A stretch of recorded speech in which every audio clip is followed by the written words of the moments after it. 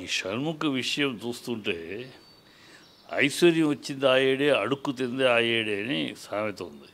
అట్లాగూ ఈ ఈ సెలబ్రిటీ అవ్వటం, ఈ బిగ్ బాస్ ద్వారా నలుగురిలోకి ప్రాముఖ్యం రావటం, దాన్ని ఇమీడియట్గా రావటం, దాంతో హడావిడి ఎక్సెంట్రిక్ బిహేవియర్ తోటి ఈ ఆబస్ పాలవడం.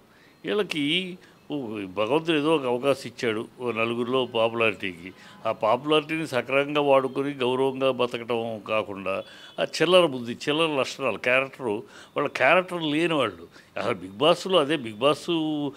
ఇప్పుడు బిగ్ బాస్ ఏంటంటే ఇలాంటి ఆ, సంఘ దుష్ట శక్తుల్ని తయారు చేస్తుంది.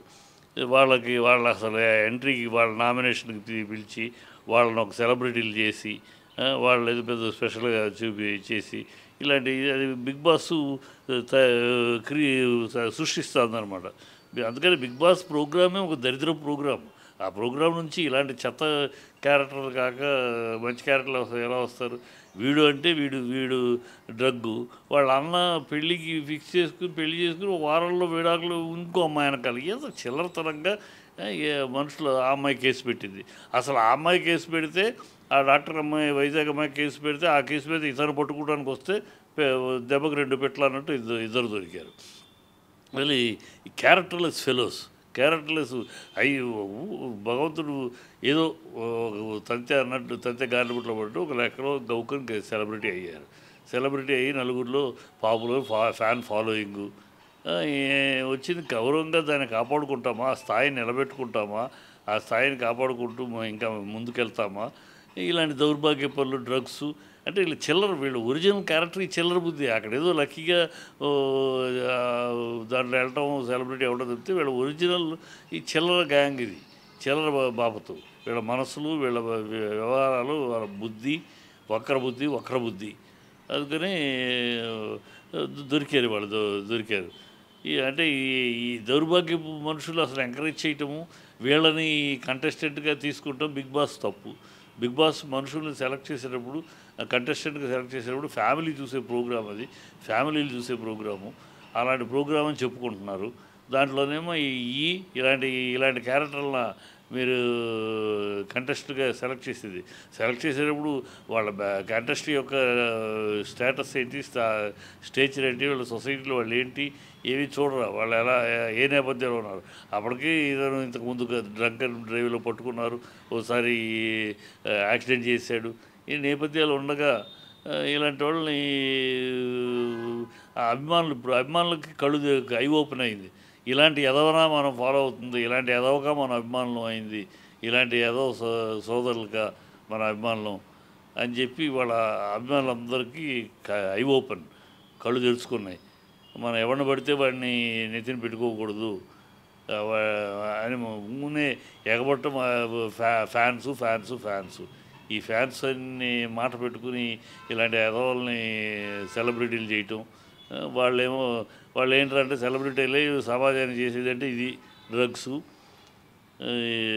అమ్మాయిని పెళ్లి చేసుకుంటాం, వారం రోజులు ఇంకో అమ్మాయి వెనకాల పట్టడం. ఈ చిల్లర మనుషులు, చిల్లర బుద్ధులు, ఎక్సెంట్రిక్ ఫెలోస్. వీళ్ళకి తగిన రేపేముంది, చట్టంలో ఉన్న ప్రాబ్లం ఏంటంటే లోపం. ఇప్పుడు రేపు వీడు డ్రగ్స్ దొరికింది కానీ బయటకు వచ్చేస్తాడు బెయిల్ మీద. ఎందుకంటే వీడు విక్టిమ్, డ్రగ్స్ పెడ్లర్ కాదు వీడు. డ్రగ్స్ అమ్మట్లా, వీడు ఉపయోగించేవాడు విక్టిమ్. చట్ట ప్రకారం వీడు విక్టిమ్. వీడిని శిక్షించడానికి లేదు, వీడిని ఎక్కడో రీహాబిటేషన్కి పంపించాలి, అది చట్టం. సో వీడు రేపు ఏదో మళ్ళీ వచ్చేస్తాడు, బెయిల్ పుచ్చుకుని వచ్చేస్తాడు. వచ్చినాక షరామామూలు. ఈ దౌర్భాగ్యంగా అంటే ఇవాళ వీడికి దొరికిందంటే డ్రగ్స్ ఎంత ఈజీగా సరఫరా అవుతున్నాయి హైదరాబాద్లో అనేది తెలుస్తుంది. స్కూల్ దగ్గర ఎక్కడ పడితే ఎక్కడ దొరుకుతున్నాయి. అసలు ఎక్కడ ట్రావెల్ చేస్తుంది, ఎక్కడి నుంచి డ్రగ్స్ ఎక్కడి నుంచి వస్తున్నాయి అన్నీ తెలుసు డిపార్ట్మెంట్లకి, ఆ కన్సర్న్ ఏజెన్సీస్కి. కానీ చూసి చూడనట్టు ఉంటారు. ఎక్కడో ఒకరిని పట్టుకుని ఇగో మన సినిమా వాళ్ళని న్యూస్ కోసమని సినిమా వాళ్ళ మీద పెట్టేసి పెద్ద హంగామా చేశారు. ఇప్పుడు ఆ కోర్టులో సినిమా వాళ్ళకి ఏమీ సంబంధం లేదు, వాళ్ళెవరూ కాదు అని కోర్టు తేల్చేసింది. సో ఇలా తప్పితే ఏజెన్సీలు ఇలా ఏదో వాళ్ళ పని చేస్తున్నామని చెప్పడానికి కంటి తుడుపు చర్యలుగా చేయడంతో అసలు మూల మూలం ఎక్కడ, ఆ ట్రావెలింగ్ ఎక్కడి నుంచి ఎక్కడికి వస్తుంది అన్నీ వాళ్ళకి తెలుసు. కానీ ఎందుకంటే ఇది పెద్ద మాఫియా, డ్రగ్స్ పెద్ద మాఫియా, ప్రాణాలను మనుషులు లేపేస్తారు కనుక వీళ్ళకి భయం. కనుక వీళ్ళు ఎంతవరకు అందరూ చూసి చూడనట్టు ఎప్పుడో ఒక్కొక్కసారి పని చేస్తున్నాం అంటున్నట్టు అలా ఉంది తప్పితే ఇంకో రకంగా కనపట్ల.